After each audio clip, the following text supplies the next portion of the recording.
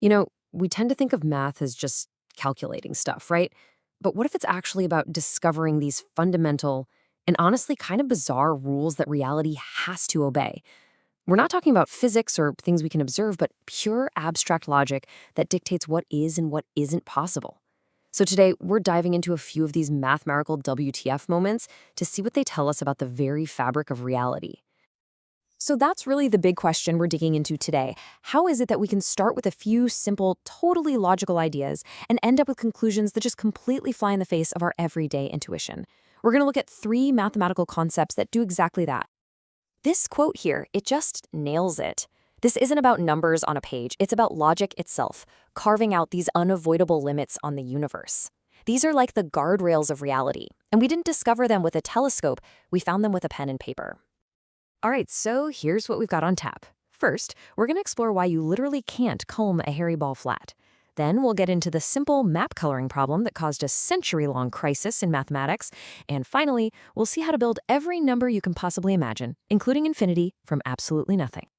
Okay, let's kick things off with something that sounds a little silly but has some seriously profound consequences. The hairy ball theorem. It all starts with a simple thought experiment you can almost picture in your mind. Picture this: a tennis ball, completely covered in hair. Now, your goal is to comb all that hair down smoothly, so none of it is sticking up. The thing is, you can't. It's impossible. No matter how you try, you will always end up with at least one cowlick, a point where the hair has to swirl up into a vortex or, just stick straight out. Now, here's how that simple idea translates into all this math jargon. A tangent vector field is just a fancy way of talking about the direction of all those hairs. Continuous means you comb it smoothly, no weird rips or jumps. And non-vanishing means no hair has a length of 0. Every single hair is combed in some direction. The theorem proves that on a sphere, doing all of this at once is flat out impossible.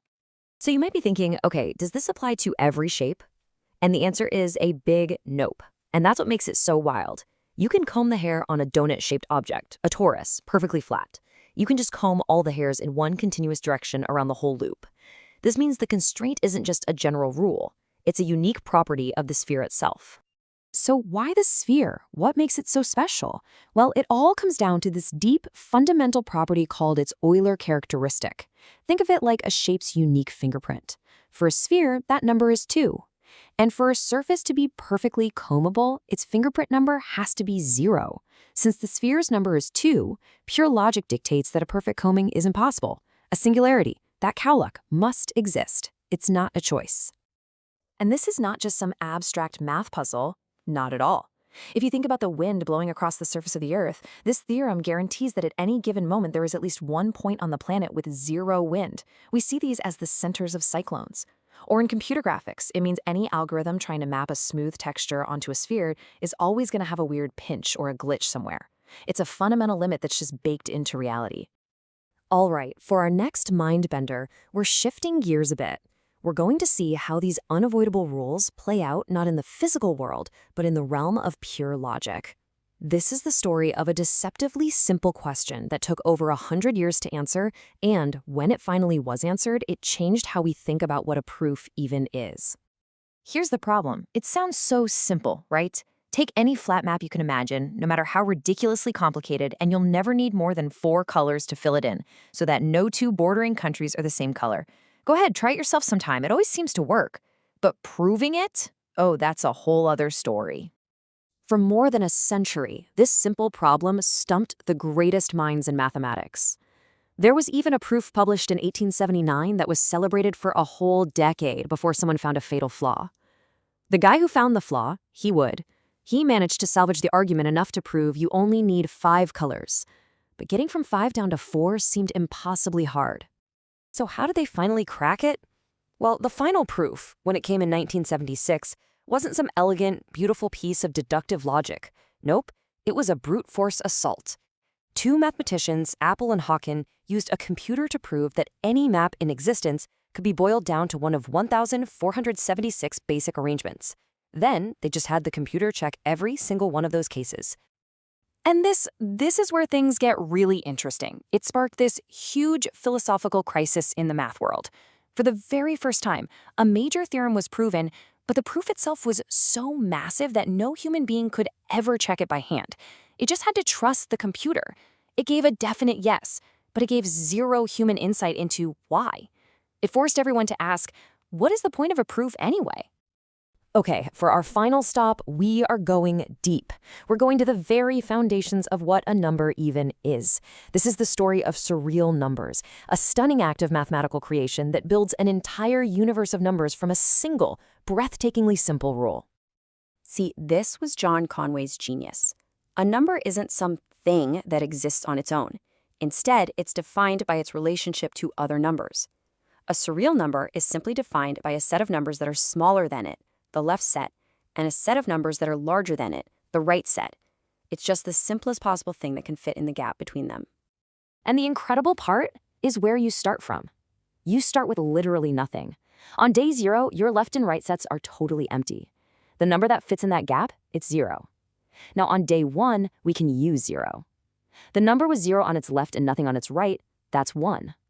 Nothing on the left and 0 on the right, that's -1. On day 2, the number between 0 and 1 is 1/2. And just like that, the whole system bootstraps itself into existence. This simple day-by-day process can generate every integer and fraction we know and love. But the real magic, the real WTF moment, happens when you imagine this creation process continuing not for a few days or a million days, but for an infinite number of days. At that point, the system just breaks free from the familiar number line and starts creating entirely new kinds of numbers. And what pops out of the system? Well, you get things like this. A number whose left set contains all the positive integers, 1, 2, 3, and so on forever. What else could that be but infinity itself? And what about a number whose right set contains every positive fraction getting closer and closer to 0? That's an infinitesimal, a number that's greater than 0 but smaller than any positive real number you can name. This one simple rule makes them all. So, we've seen a cosmic cowlick you can't comb away, a map coloring problem that basically broke math, and a whole universe of numbers being built from an empty set. What in the world do these seemingly random, bizarre concepts have in common? Well, they're all showing us the fundamental guardrails of reality. So what's the big picture here? The Hairy-Ball theorem shows there are unavoidable limits to any kind of continuous flow on a sphere.